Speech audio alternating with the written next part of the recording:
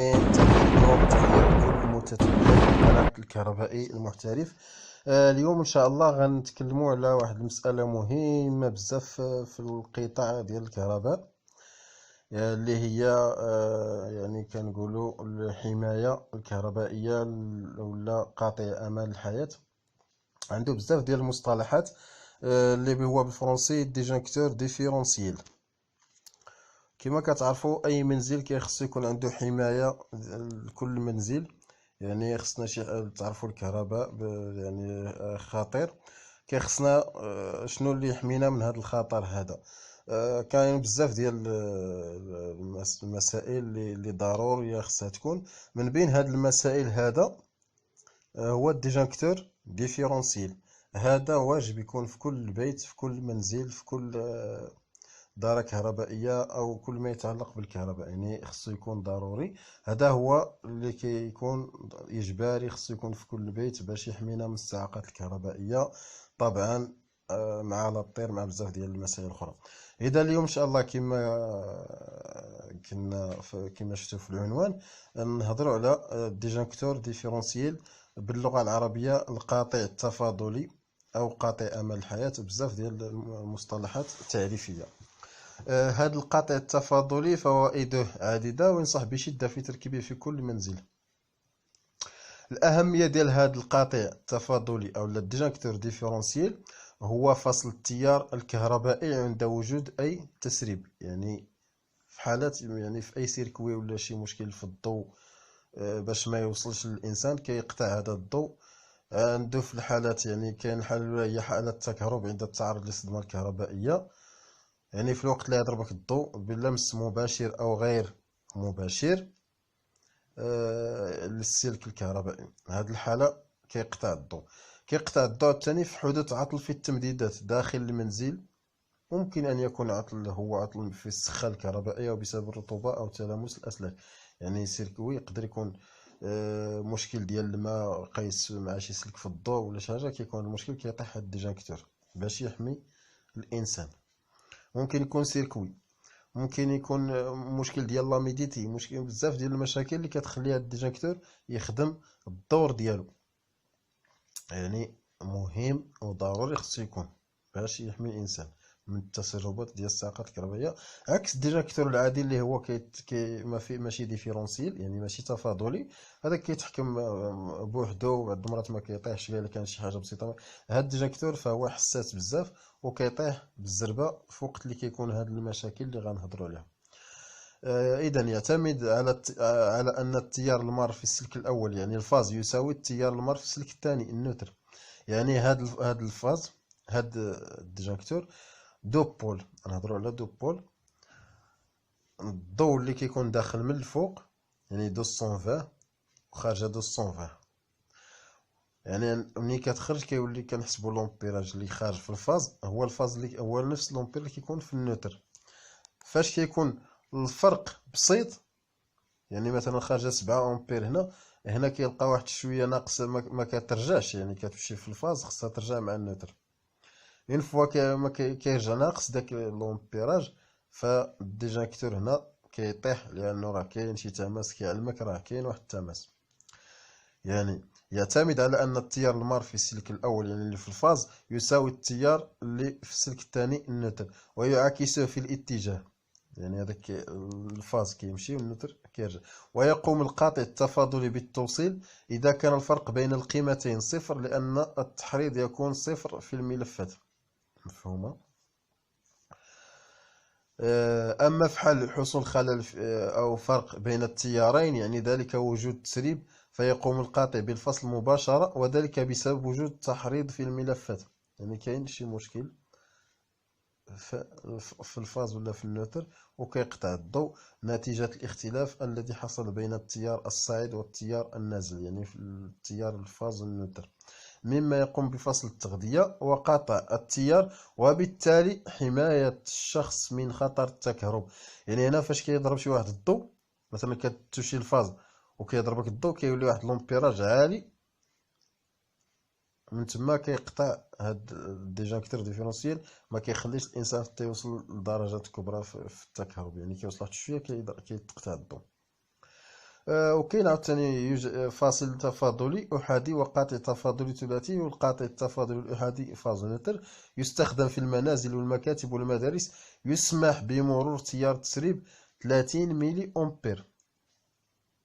30 ملي أمبير يعني واحد شوية ديال الضوء كيمشي كيطيح، يعني كيكون 30 ملي أمبير. كاين أكثر يعني على حساب البلاصة اللي بغينا نستعملوه فيها، يعني هذا كيحمي الإنسان 100%. وطبعا هاد المسائل هادي راه خص لاطير يكون، راه إلا ما كان لاطير راه هاد القاطع التفاضلي راه ما عندوش دور، ما كيديرش الدور ديالو 100%.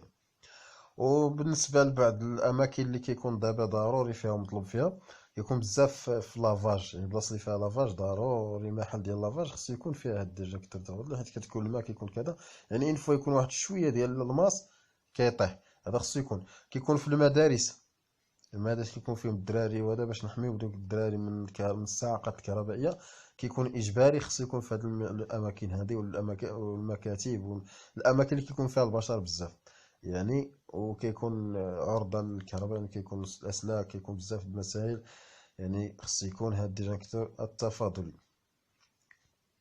وكاين هذا اللي هضرنا عليه يعني مونوفازي، يعني فازونوتر.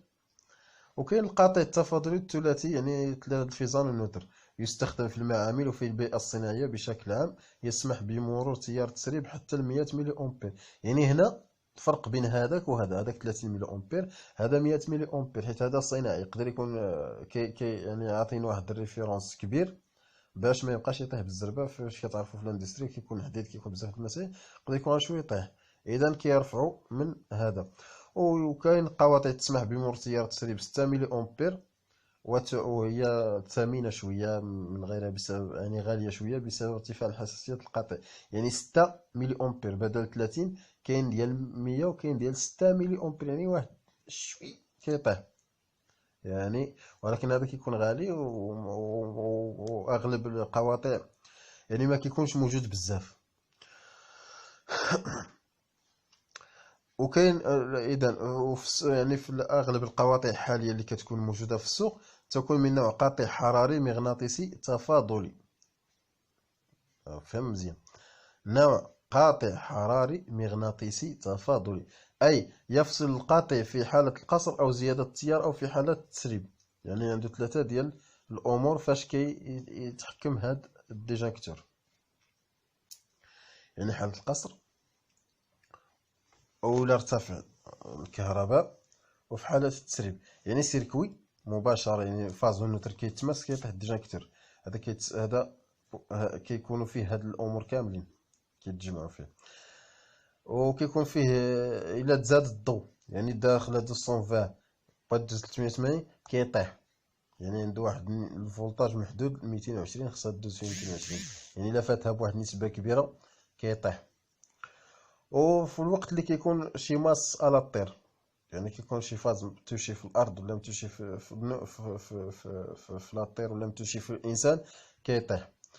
وهذا القاطع التفاضلي عنده مدخلين مخرج، يعني اونطري سورتي، دوفيل خارجه، دوفيل داخله ودوفيل خارجه.